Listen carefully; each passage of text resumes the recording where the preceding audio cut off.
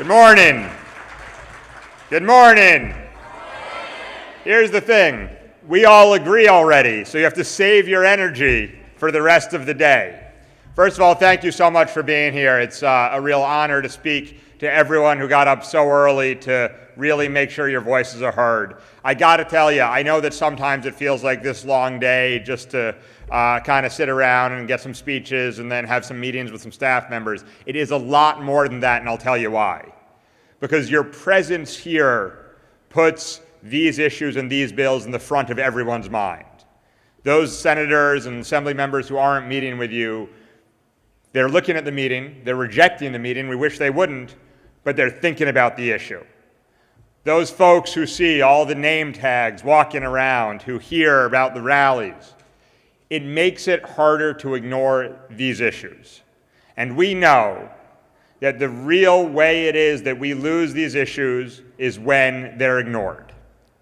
When folks have to face up to their conscience, have to face up to basic questions of right and wrong, every one of the bills you're pushing today, every one of the issues that ESPA and all of the other affiliated organizations have pushed over the years become a whole heck of a lot easier.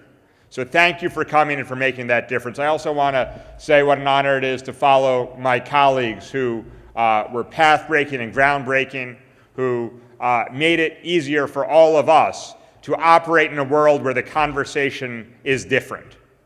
We're no longer explaining the reality of these issues, the reality of inequities and unfairness for members of the LGBT community. We're now actually fighting law by law by law. So we're by no means there, but because of people like Deborah Glick and Brad Hoylman and Danny O'Donnell and so many others, we are where we are today. I'll tell you one brief story. Thank you. You know, I'm a little bit like a dog with a bone. The technical term in politics is I'm a nudge when there's something that I really think is important. And there's no bill that I carry, no issue that's more important than the Gender Expression Non-Discrimination Act. Because it is a basic issue of the sorts of rights that we should no longer question in this country for anyone because of who they are, period, full stop. So I talk about the bill a lot, and there's a little Senate lounge, you kind of talk to your colleagues, sit around, and I ask some of my colleagues on the other side of the aisle, you know, how could you feel okay about this?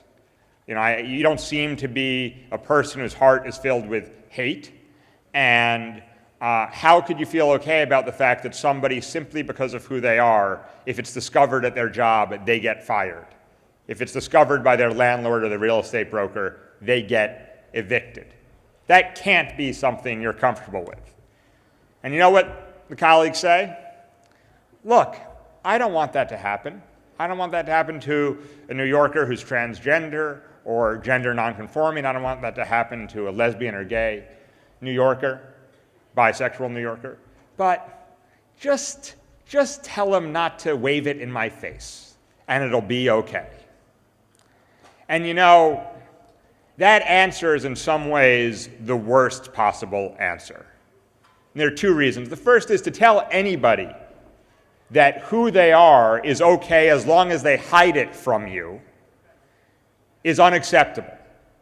And we know, and the people at these tables know, that in this community, being told that has led to enormous crisis, personal crisis, public health crisis, civil rights crisis.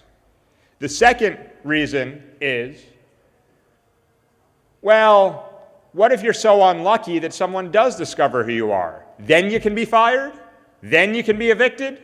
Then you can be refused service at a restaurant? The fact that the answer is we don't want to discriminate, just hide it from us, is the most proof we need that this bill has to pass. And it really is about education.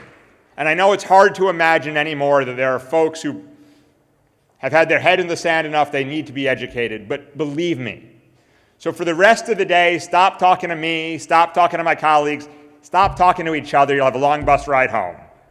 Talk to people who need to hear the message. Whether it's conversion therapy, whether it's parental rights, or whether it is the basic core civil rights of a group of people who a lot of folks, I guess, would like to ignore the existence of. Educate the people you talk to about the fact that lives are being ruined, civil rights are being denied, and it makes us a state that none of us can be fully proud of until every person in this room, every person in the state has the basic rights that we've all come to expect. Go on out there and change some minds. Thank you very much for being here today. Thank you.